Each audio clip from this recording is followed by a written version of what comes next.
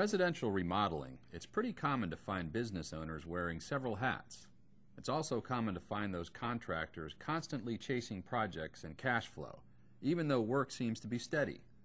Hi, I'm Jeff Lancashire for Build TV.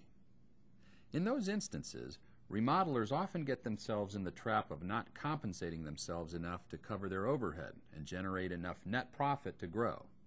In many cases, they think there's no way they could realistically charge what it would take to do that.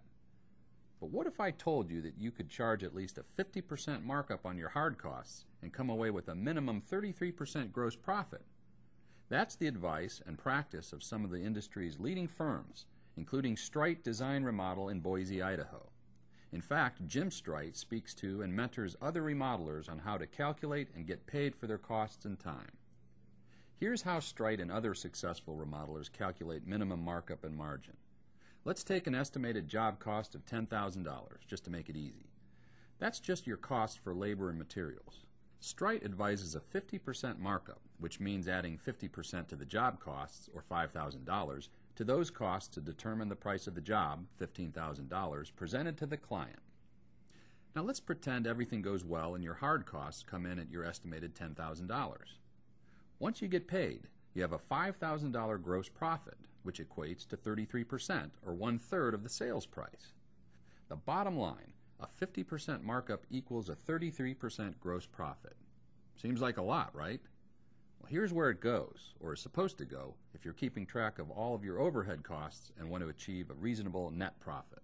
33% will cover the overhead in most cases. We're going for a 10% net profit after that 33%. So in other words, overhead would be 23%. However, what they forget is the fact that within that overhead, you're talking about your accounting expenses, your advertising expenses, your computer expenses, and I could just go on and on. There are several items in the overhead area in which the remodeler tends not to include within their overhead. Achieving a 33% or any planned gross profit is easier said than done. As any remodeler knows, things can and will go wrong once the project starts, especially if the contractor fails to win a job he was sure he'd get and scrambles to get another project into production.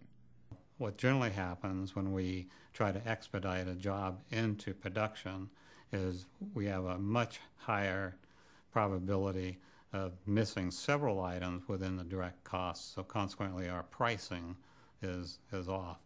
Plus, we won't serve the client as well.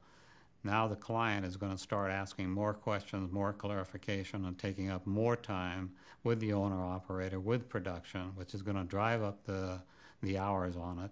And then the materials that we forgot.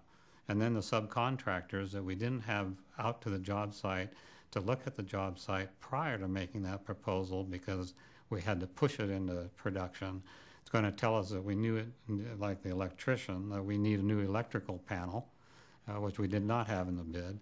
And another fact that we can't go back to the client because we're the professional and we should have known this to begin with.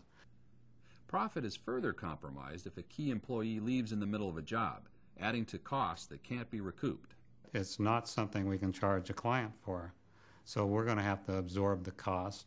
And again, we're going to produce the project at a loss. Jim's practices of slowing down, selecting the right job for the company, and making sure jobs are estimated thoroughly and precisely help others who are struggling with the concept to get back on track. Well, not only show them the money, but actually show them actual job costs and a standard profit and loss statement in the industry.